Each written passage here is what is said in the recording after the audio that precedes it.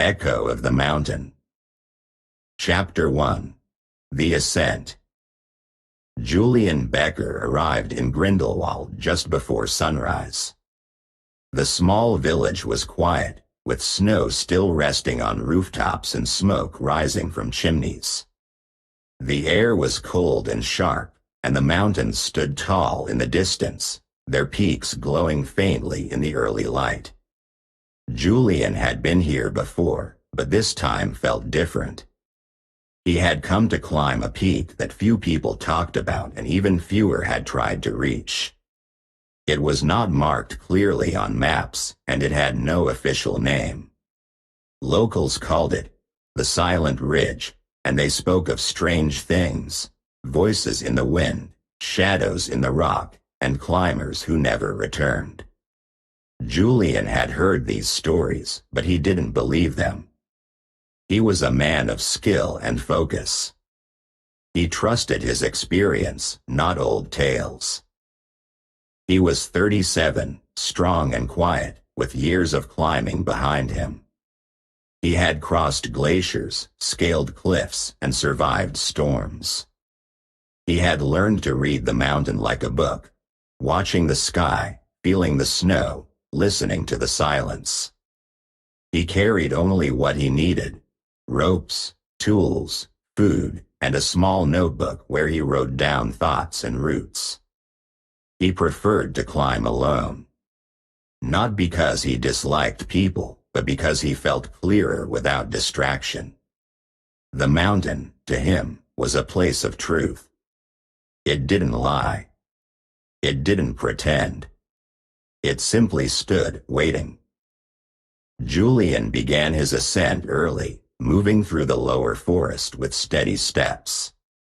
The trees were tall and quiet, and the snow crunched under his boots. He followed a narrow path that curved around the base of the ridge. The climb was steep but familiar. He had studied the terrain for months, tracing lines on old maps and comparing notes from past explorers. Most had turned back. Some had disappeared. But Julian believed they had made mistakes, wrong timing, poor planning, fear. He was careful. He was ready. As he climbed higher, the forest thinned and the wind grew stronger. The sky turned pale blue, and the sun touched the rocks with golden light. Julian stopped to rest near a frozen stream. He drank water, checked his gear, and looked up at the ridge. It was sharp and quiet, with no clear trail. He felt a strange pull, not fear, but something close to curiosity. He had climbed many mountains, but this one felt like it was watching him. He shook off the thought and continued. By midday, Julian reached a wide ledge with a view of the valley below. The village looked small and far away. He sat down and opened his notebook. He wrote the date, the weather, and a few notes about the path. Then he paused. He thought about the stories, the cave, the voices, the warnings. He had never believed in ghosts or spirits. But he had learned to respect the unknown. Mountains held secrets. Not all could be explained. He closed the notebook and stood up. The wind whispered through the rocks, soft and low. He listened, but heard nothing clear. Julian continued climbing, moving slowly and carefully. The rocks were sharp, and the snow was thin. He reached a narrow ridge that led toward the upper slope.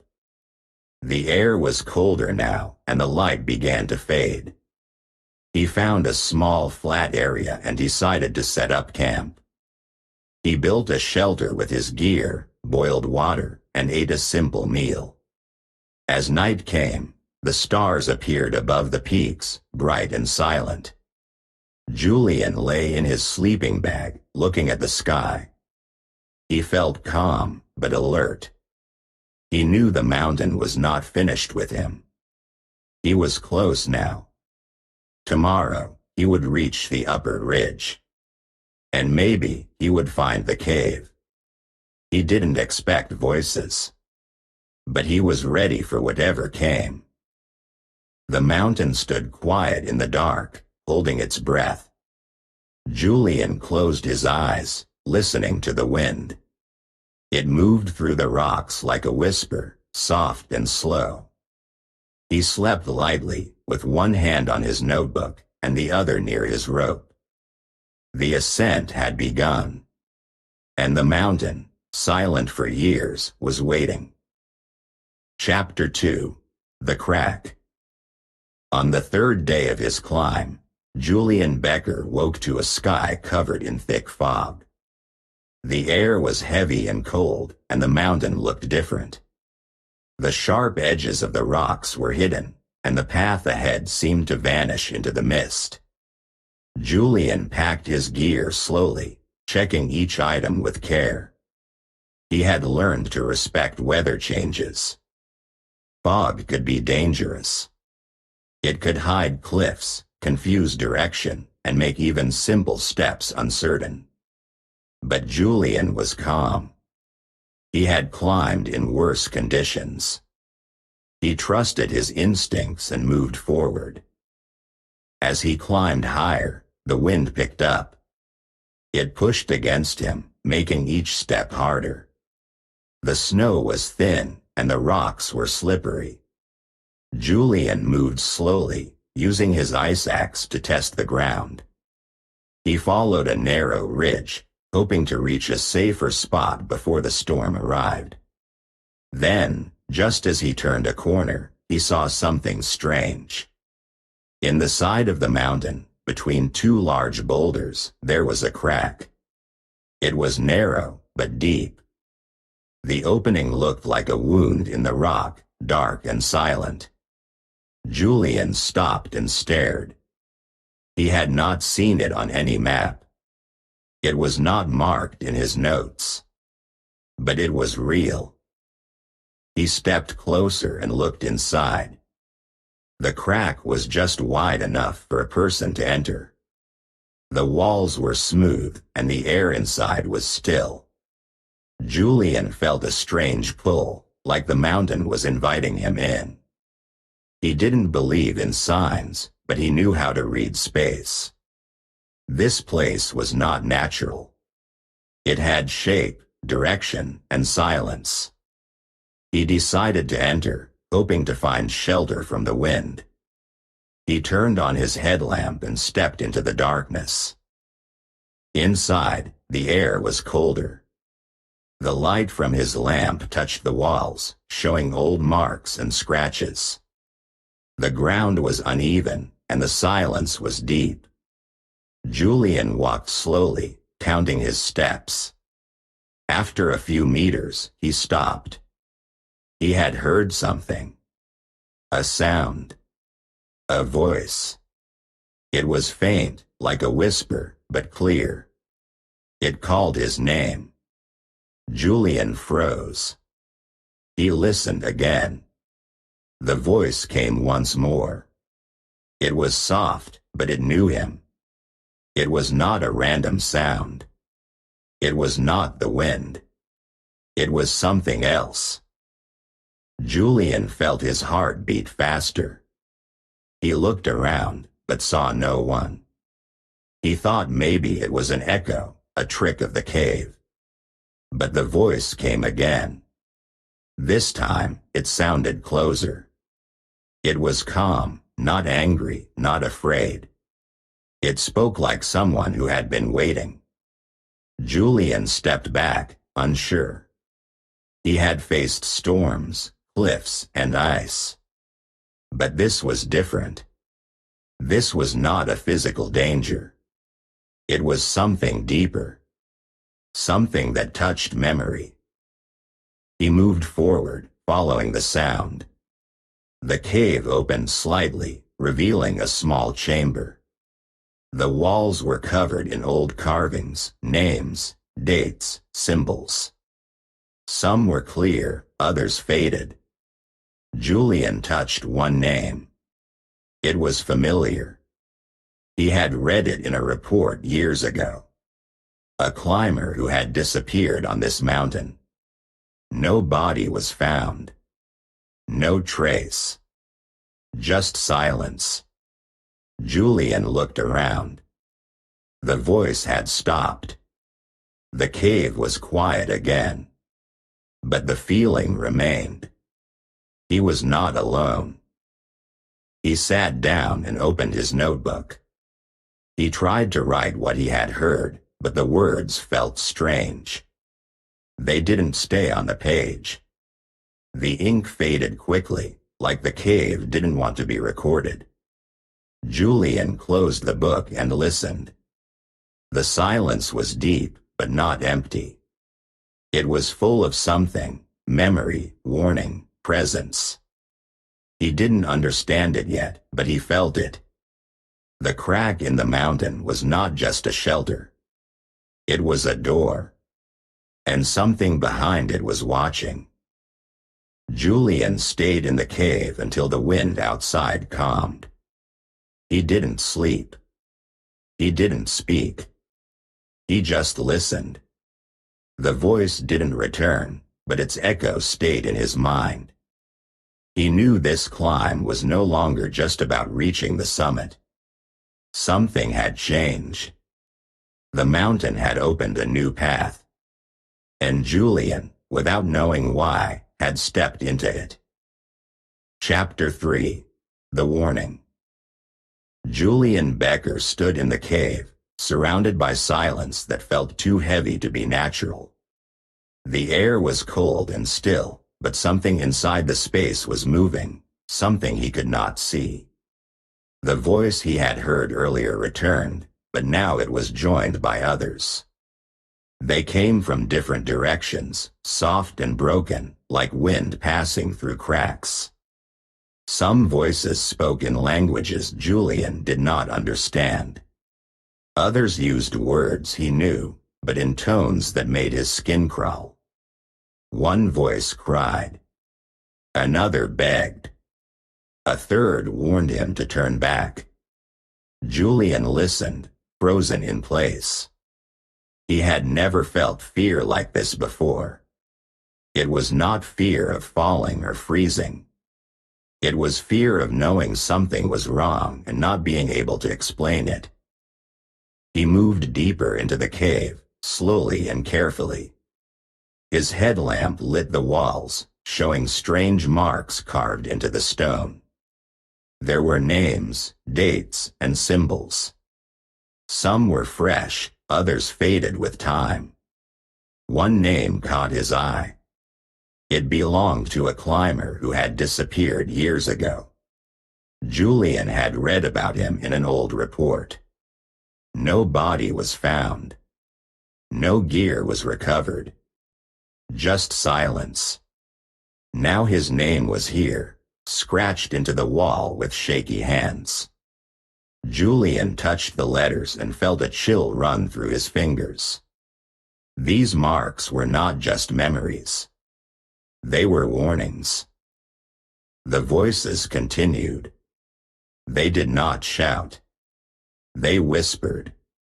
They repeated the same message in different ways. Go back. Do not go further. It is not safe. Julian tried to ignore them, but they grew louder inside his head. He opened his notebook and began to write. He wanted to record what he was hearing, to make sense of it later. But as he wrote, the ink faded. The words disappeared from the page. He tried again, pressing harder, but the letters still vanished. It was as if the cave itself refused to be remembered. It did not want its secrets taken outside. Julian sat down on a flat rock and closed his eyes. He tried to breathe slowly, to calm his thoughts. He had climbed many mountains, faced many dangers, but this was different. This was not about weather or terrain. This was about something deeper. Something that lived in the stone. He thought about the other climbers who had come before him. He imagined them standing in this same place, hearing the same voices, feeling the same fear. Some had turned back. Some had gone forward. But none had returned to tell the story. He opened his eyes and looked around. The cave was quiet again, but the silence felt full. He stood up and walked to another wall.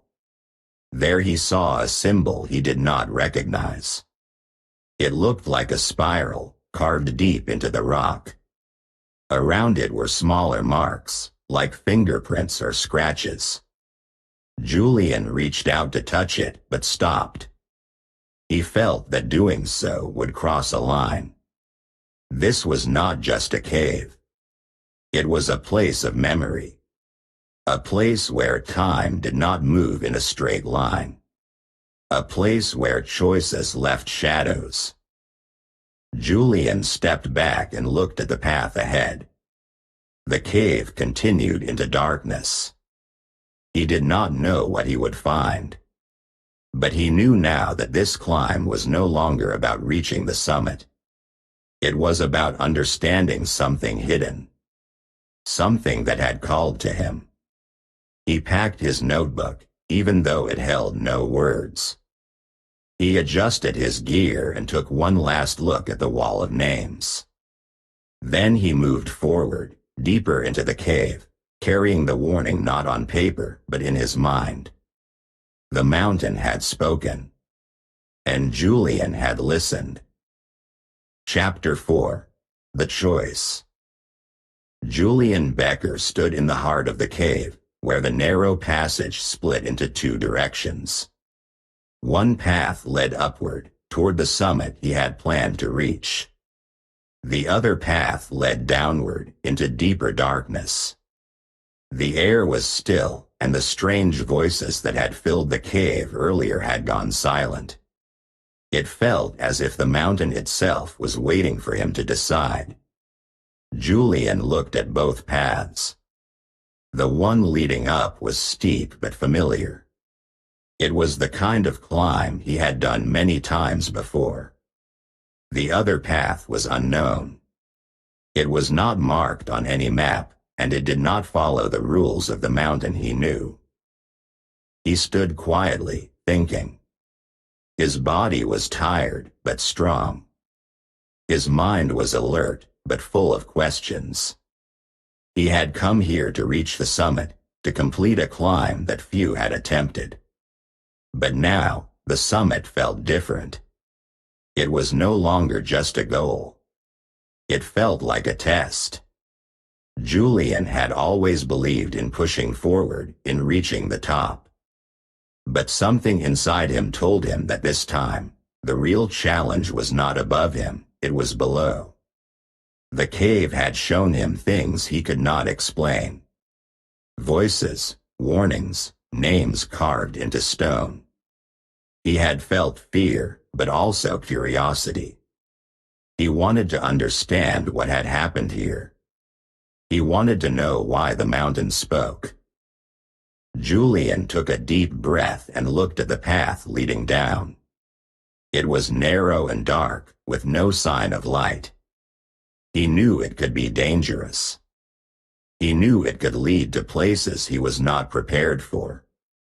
But he also knew that turning back would leave him with questions that would never be answered. He had faced storms, cliffs, and ice. He had survived alone in places where others had failed. But this was different. This was not about survival. This was about truth. He felt that the answers he was looking for were not at the summit. They were hidden in the depths of the mountain. He adjusted his gear, checked his lamp, and stepped toward the downward path. His boots touched the cold stone, and the sound echoed softly. The silence around him felt heavier, but not empty. It was full of memory, full of something waiting to be found. Julian moved slowly, keeping his hand on the wall to guide himself. The air grew colder, and the light from his lamp seemed weaker. He felt the weight of the mountain pressing around him, but he did not stop. As he walked deeper, he thought about the climbers who had come before him. He imagined their steps, their choices, their final moments. He wondered if they had stood at the same fork, faced the same decision. Had they gone up, chasing glory? Or had they gone down, searching for something more? Julian did not know. But he felt connected to them now. He felt like he was walking into their story, into the part that had never been told. The path twisted and narrowed. The walls were rough and wet. Julian saw more carvings, more symbols. Some were fresh, others were old. He touched one and felt a strange warmth, as if the stone remembered the hand that had made it. He kept moving, step by step, deeper into the cave. He did not know what he would find. But he knew he had made his choice. He had chosen not the easy way, not the known way, but the way that asked him to listen, to feel, to understand. Julian Becker was no longer just a climber. He was a seeker. And the mountain, silent and ancient, had opened a door. He had walked through it, not with pride, but with purpose. The summit could wait. The real journey had begun. And somewhere in the darkness, the mountain held its truth. Chapter 5. Deeper. Julian Becker moved slowly through the narrow passage. The cave had grown tighter, and the walls pressed close to his shoulders. The air was heavy and cold, and each breath felt harder than the last. His headlamp flickered slightly, casting long shadows on the uneven stone. He kept one hand on the wall, feeling the rough surface, and the other near his chest, where his notebook rested inside his jacket. He had stopped trying to write. The cave had made it clear that it did not want its story told on paper. But Julian still wanted to understand. He wanted to listen. As he walked deeper, the silence around him began to change. It was no longer empty. It felt full of something, like the cave was holding its breath. Then, slowly, images began to appear. They were not clear like photographs. They were soft, like memories or dreams. Julian saw people in old climbing gear, standing in places that looked familiar. Some were frozen in motion, reaching for ropes or staring into the dark. Others were sitting, heads bowed, as if waiting for something. Their faces were pale, their eyes distant. Julian felt a chill run through him. These were not just shadows. They were memories. The cave was showing him what had happened here. One figure stood out. The man wore a red jacket and had a strong build. His face was tired but focused. Julian recognized him. He had read about this climber in a report from 20 years ago. The man had disappeared during a solo climb in the same region. No one had found his body. No one had known what happened. But now, Julian saw him standing in the cave, looking at something beyond the wall. The image faded slowly, like mist in the wind. Julian understood that the cave was not just made of stone. It was made of memory.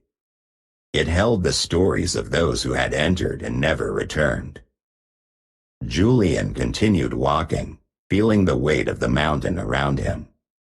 The deeper he went, the more he felt like he was walking through time. The cave did not follow the rules of the outside world. It was quiet but alive.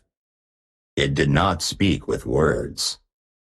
It spoke with feelings, with images, with silence.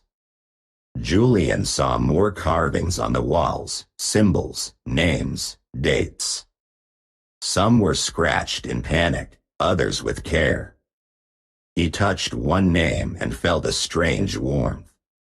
It was as if the stone remembered the person who had written it. Julian closed his eyes and listened. The echo was not sound.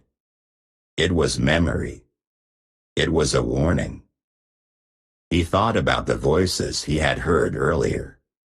They had cried, begged, warned him to turn back. Now he understood why. The cave was not trying to scare him. It was trying to protect him. It was showing him what had happened to others, hoping he would choose differently. Julian felt a deep respect for the place. It was not evil. It was not cruel. It was honest. It held the truth, even if that truth was hard to see. Julian stopped at a small chamber where the walls opened slightly. He sat down on a flat rock and turned off his lamp. Darkness filled the space, but he did not feel afraid. He felt calm, like he was part of something bigger. He thought about his life, his climbs, his choices. He had always searched for the summit, for the next challenge. But now, he saw that some answers were not found at the top. Some were found in the quiet, in the deep, in the places where others had stopped. The cave had shown him that. It had given him a gift, not of glory, but of understanding. Julian sat in silence for a long time. He did not know how long. Time did not matter here. He felt the mountain around him, strong and still. He felt the memories, the warnings, the lives that had passed through. And he felt his own place among them, not as a hero, not as a victim, but as a listener. When he finally stood up, he did not feel lost. He felt ready. The cave had spoken, and he had heard it. Now, he would carry its message, not in his notebook, but in his heart. Chapter 6. The Return. Julian Becker stepped out of the cave just as the first light of dawn touched the snowy ridge. The cold air hit his face, but he welcomed it. It was fresh and real, unlike the heavy silence he had felt deep inside the mountain. His body was tired, and his legs moved slowly, but his mind was clear. He had not reached the summit.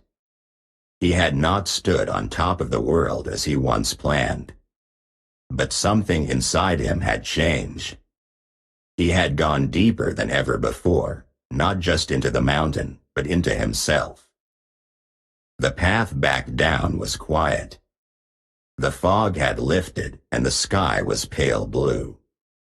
Julian walked with steady steps, passing the same rocks and frozen trees he had seen on the way up. But now they looked different. They were no longer just part of the climb. They were part of the story. He remembered the voices, the carvings, the images of lost climbers. He remembered the feeling of being watched, not with danger, but with warning. The mountain had spoken to him, not with words, but with memory. And he had listened. When Julian reached the lower forest, the sun was rising behind the peaks. The light touched the snow, turning it gold. Birds moved between the trees, and the wind carried the scent of pine. He felt the weight of his gear, but he did not rush. He stopped once to drink water from a stream and looked up at the ridge. It stood tall and silent, as if nothing had happened. But Julian knew better. He knew the mountain held stories that most people would never hear. He had heard them. And now, he carried them with him. He arrived in the village just before noon. People noticed him as he walked through the narrow streets. Some waved. Others watched quietly. They had seen climbers return before, some proud, some broken. Julian was different. He did not speak. He did not celebrate. He simply nodded and walked to the mountain hut where climbers left their notes and gear. Inside, the room was warm and smelled of wood and old paper. He sat at the table, opened his notebook, and turned to the last page. He wrote slowly, choosing each word with care. If you hear a voice, listen. But don't go further. Sometimes the summit is not above, but within. He closed the notebook and placed it on the shelf with the others. Then he stood up, looked around the quiet room, and stepped outside. The wind touched his face again, and he felt calm. He had not reached the top, but he had found something greater. He had found a truth that could not be measured in height or distance. Julian did not tell anyone what he had seen or heard. He knew the mountain did not want its secrets shared in loud voices. It wanted silence, respect, and memory. He walked through the village one last time, then packed his things and left. He did not know if he would ever return. But he knew that part of him would always stay. In the cave. In the echo. In the choice he had made. The mountain stood quiet behind him, holding its breath once more. And Julian Becker, the climber who had gone deeper instead of higher, walked away with peace in his heart and the echo of the mountain still alive in his mind. Chapter 7. The Echo. Years passed after Julian Becker's quiet return from the mountain. He had left no grand story, no photographs, no medals. Only a small notebook in the mountain hut, placed gently among the others. Climbers came and went, flipping through pages left by those before them. Most notes were about weather, gear, or routes. But Julian's final message was different. It was short, written in calm handwriting. If you hear a voice, listen. But don't go further. Sometimes the summit is not above, but within. Some read it and smiled. Some ignored it. A few felt something stir inside them, though they couldn't explain why. The mountain remained the same, tall, silent, and cold. But something had changed. The cave Julian had entered was still there, hidden between rocks, untouched by time. It was not marked on any map. No guide spoke of it. But sometimes a climber would find it. Not by searching, but by feeling. They would step inside, looking for shelter or curiosity. And sometimes they would hear something. A whisper. A name. A warning. Most turned back quickly, unsure of what they had felt. But one young man, named Lucas, stayed a little longer. Lucas was 25, full of energy and dreams. He had trained for years and wanted to prove himself. He had heard stories about Julian Becker, the quiet climber who had returned without reaching the top. Lucas didn't understand why someone would stop so close to the summit. He thought maybe Julian had been afraid. Maybe he had failed. But when Lucas found the notebook and read the final message, something inside him paused. He didn't laugh. He didn't dismiss it. He just felt curious. During his climb, Lucas found the same crack in the rock. He entered the cave, just as Julian had. The air was cold and still. The silence was deep. After a few steps, he heard a voice. It was soft, like wind through trees. It didn't shout. It didn't scare him. It simply said his name. Lucas stopped. He waited. The voice came again. It didn't tell him what to do. It didn't give him answers. It only made him feel seen. Lucas stood there for a long time, thinking about his life, his choices, and the summit he had wanted so badly. Then he turned around and walked out of the cave. He didn't go deeper. He didn't go higher. He returned to the hut and sat quietly. When someone asked why he came back early, he said, "It was the first time I felt truly saved." He didn't explain more. He didn't need to. The mountain had spoken to him, just as it had spoken to Julian. And he had listened. After that, the cave became something more than a mystery. It became a place of memory. A place of choice. Climbers who found Julian's notebook began to think differently. Some still chased the summit. But others paused. Others listened. The echo of the mountain continued. It was not loud. It was not clear. But it was there. And it reminded people that climbing was not only about reaching the top. It was about knowing when to stop. When to turn. When to listen. Julian's message lived on, not in fame, but in quiet decisions made by those who followed. The mountain kept its silence, but its echo grew stronger. It did not only warn. It taught. It reminded people that the real summit was not always above. Sometimes it was inside. And those who heard it, even for a moment, carried it with them forever. Moral. Sometimes the real summit is not what's higher, but what's deeper. The voices of the past don't scare us, they teach us to listen. And if we listen, we may choose the path that saves us. Thank you for your attention. If you like the story, please like and subscribe. It motivates us to make new videos and helps us promote the channel. Thank you.